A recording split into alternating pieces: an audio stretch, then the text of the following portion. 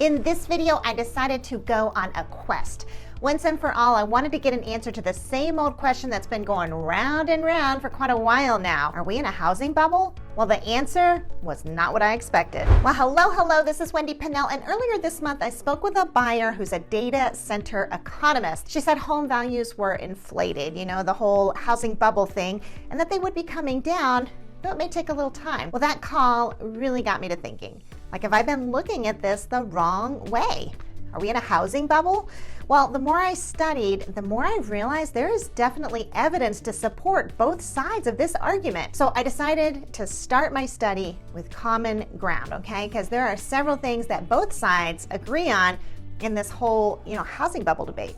For example, both sides agree that there was a bubble that burst in 2008. Both sides generally agree that home prices rose at an unsustainable and really unhealthy level in 2020 through early 2022. And I think both sides agree that they don't want home prices to continue to rise like that. Now, the difference begins with how you define the housing market in 2020 through early 2022 and where values are headed from here. On the one side, you have the camp that says, yeah, it would have been better if values hadn't risen as fast as they did, but that doesn't necessarily mean it's a bubble and we're not going to see a crash from here. And that side gives several quantitative and credible reasons for saying this.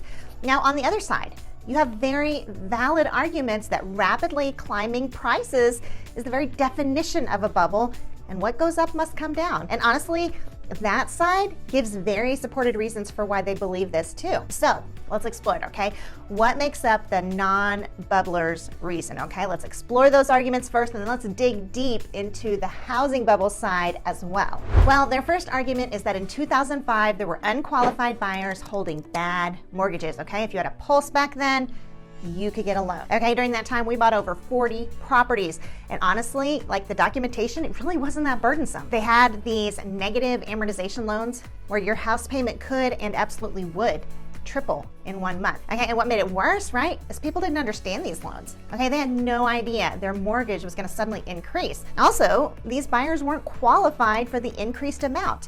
They were only qualified for the lower amount. So when those mortgages began to adjust upward, you saw just this massive amount of foreclosures, and then the housing bubble burst. Now, Devin Thorsby correctly points out that predatory lending practices meant many homeowners faced foreclosure when adjustable interest rates rose. In this same argument, the non-bubble camp are going to point out that loan types and lending guidelines are very different right now, okay? And they're right, all right? Those negative amortization loans no longer exist, right? Most homeowners from the 2020 to the early 2022 range have 3% fixed rate mortgages that aren't going to adjust. Also, the pool of homeowners are more qualified. CD Wealth Management reports that more than 70% of home loans go to those with credit scores over 720. So from the standpoint of foreclosures being a prevailing cause of the bubble bursting, meaning, that the values dropped the way they did because there were so many foreclosures, this is a really compelling argument for there not being a bubble bursting this time around. As Tim Mullaney asks, he says, the biggest reason why housing prices aren't plunging like they did after 2008, because the market isn't being flooded with homes that drive down prices. I mean, today's home buyers have stronger credit, they were better qualified, and we're just not seeing those large numbers of foreclosures. The second argument they make is that we have a housing shortage, okay? That we have more buyer demand than we have houses for. Now, the thought on this is that from the time the bubble burst in 2008, builders had either gone bankrupt, right? Or they were just gun shy and they wouldn't go back to building. So year after year, as the population grew, new homes didn't grow along with it. The National Association of Realtors reports that over the last 2 decades, the U.S. underbuilt to the tune of 5.5 million homes. Jeff Ostrowski explains that builders remember the Great Recession all too well, and they've been cautious about their pace of construction. Now, in the here and now, Kate Fuentes explains that the ability to build new houses has been impacted by both supply chain issues and the ongoing labor shortage. We have a cumulative backlog of when homes should have been built to keep up with the population but weren't. Fuentes also points out that there are a lot of qualified home buyers seeking to put down roots, specifically millennials. the largest generational cohort in American history. Now, lest you underestimate the millennials group, okay, there are 72 million of them, all of the age when people usually buy a home. Mike Reynolds sums it up in a nutshell. He says, cut to 2023 and housing is still catching up on the low rate of building compared to household formation since the Great Recession. The third argument is that most homeowners have better balance sheets. Okay, now what that means is they have more money to be flexible if hard times do come. Okay, CD Wealth Management comments that homeowners today have record levels of home equity due to the increase in prices. If they get in trouble, they can sell at market value. Jeff Ostrowski points out the typical homeowner with a mortgage has stellar credit, a ton of home equity, and a fixed rate mortgage locked in at a rate well below 5%. Now, fourth argument against there being a housing bubble is that we have a strong job market with low unemployment. You know, in spite of the Fed raising rates for over a year now, we haven't seen the job market crumble. Kate Puentes points out the current job market is both robust and in favor of workers and doesn't appear to be slowing down anytime soon. Now, I will say on this one, though, that we do need to be careful, okay? Because the World Economic Forum explains that unemployment often reaches a cyclical low right before a recession materializes. Okay, so those are some very compelling reasons for why we're not in a housing bubble. And these reasons make sense, okay? And they really are where I've been parked all this time, all right? But let's talk about the other side, okay? Because the argument for being in a housing bubble has strong merit. And it's from credible sources too, okay? Like try the Dallas Federal Reserve on for size. Okay, so argument number one for being in a housing bubble is all data. Okay, home prices ascended very rapidly in 2020 to 2022, and that ascent in home prices, that is the very definition of a bubble, okay? I found quotes everywhere defining what a bubble is and showing that 2020 to early 2022 demonstrated one. Enrique Martinez Garcia with the Dallas Federal Reserve sets the stage by reporting that U.S. home prices appreciated 94.5% from first quarter 2013 to second quarter 2022. He explains that the magnitude of the increase is even larger than that of the preceding housing boom from first quarter 1998 to second quarter 2007. Now, in terms of evaluating what a housing bubble is, Garcia explains that if the price to rent ratio grows at an explosive rate relative to its fundamental based ratio, the bubble hypothesis merits attention. Okay, so those are the criteria the Federal Reserve goes by in diagnosing a housing bubble. How does the 2020 timeframe measure up? Well, in the same article, Garcia says the comparative gap in the ratios signals exuberance in the early 2000s as well as during the pandemic. He goes on to offer some excellent graphs in helping to understand the extent of where the post-pandemic period falls. So basically, okay, if an exuberant statistic comes in above the 95% mark, it signifies 95% confidence of abnormal, unsustainable behavior. Okay, like in other words, right, a bubble. The graphs show that in 2007, the exuberant statistic was right around like 107. But then when you look at the second quarter of 2022, okay, it was at 125.8. Okay, so argument number one for being in a bubble, right? There's no hysteria or doom and gloom here, okay? It is just all about the numbers. The second argument for the housing bubble camp assumes we're in a bubble, right? Okay, it's not trying to argue that fact.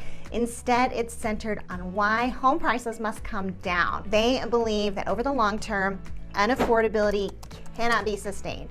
Garcia with the Federal Reserve again goes to the graphs to explain the problem, okay? He explains the price to income ratio is a conventional measure of consumer housing affordability with higher readings indicating greater challenges for buyers.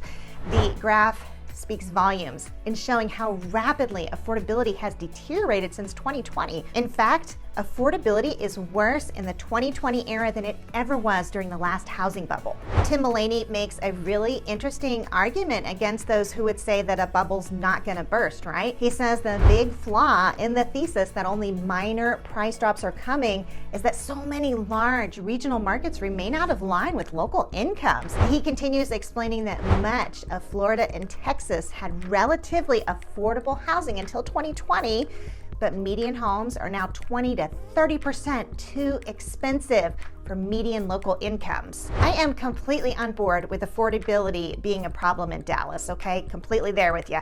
But I think what's missing with this particular argument is that affordability is far more likely to come through interest rate movement. A 1% drop in interest rates is equal to an 11% drop in home prices, and I think interest rate changes are far more likely, okay? As Skylar Olson explains, if rates come down to 5%, affordability gets radically better very fast. A third argument with being in a housing bubble that is going to pop is that housing is unhinged from fundamentals.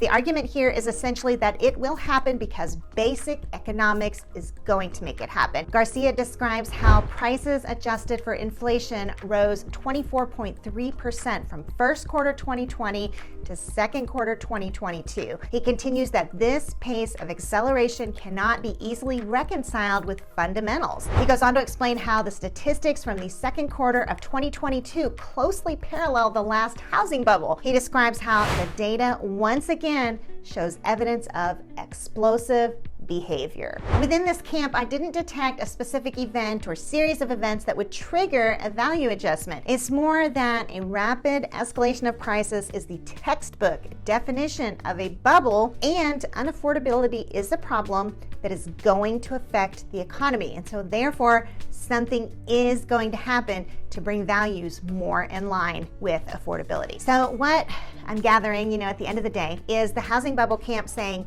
you cannot deny this exists, and you can't deny that it's out of step with economic fundamentals, so something's got to give. Both sides have very rational, non-fear-based arguments for why they're right, as to whether we're in a bubble and whether it's going to burst or not.